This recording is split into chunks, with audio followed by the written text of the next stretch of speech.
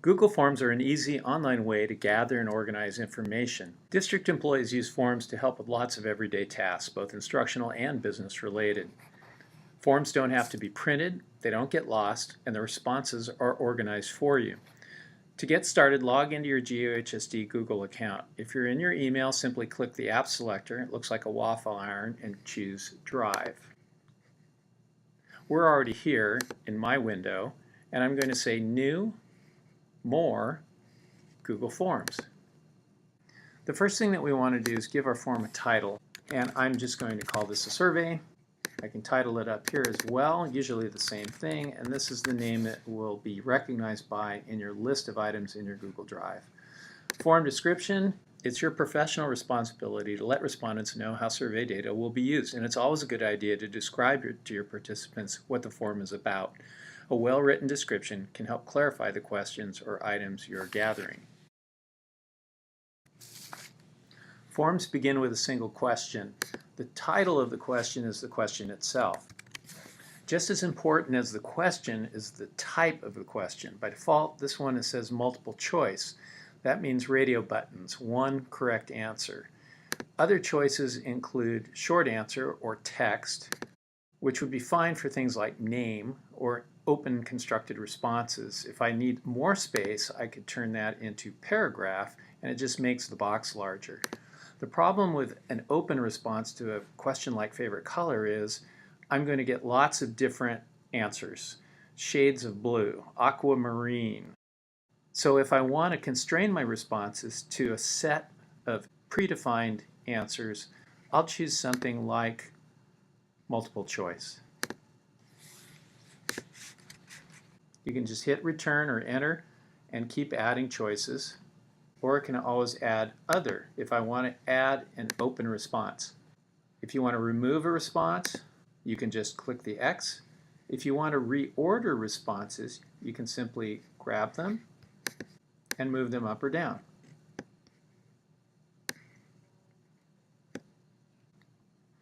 Now, if you have lots of potential answers, sometimes it's best to organize them as a drop-down question.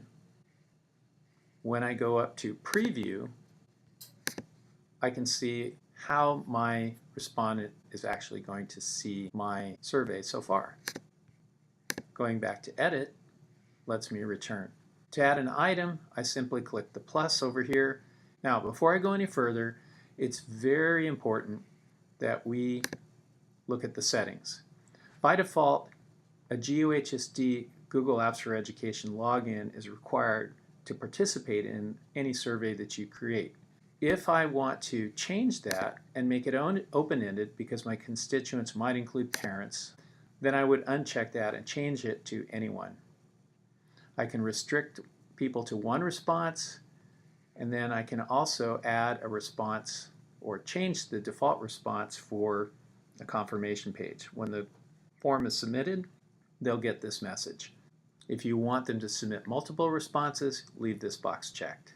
Other item types include a linear scale, also known as a Likert scale, which is basically a response of 1 through 5 or 1 through 10 items. These are appropriate for satisfaction levels or frequency type questions. A multiple choice grid is the same thing as linear scale, but it allows you to compactly organize multiple questions with the same set of scalar answers in a nice tight group.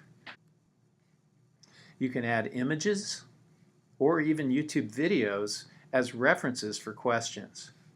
Adding a section breaks the survey or form into multiple pages, and you can title these sections individually. Just as I can reorder items within a question, I can also reorder the questions themselves. Just simply click and drag to the new location. While some items may be optional, others you may want to make required.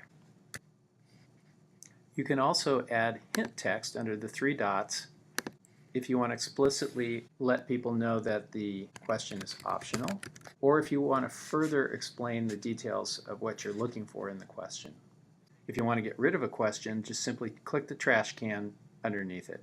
Finally, let's choose a theme.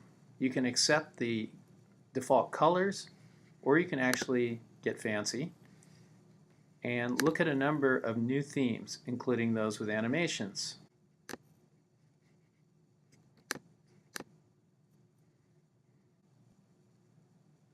Let's preview.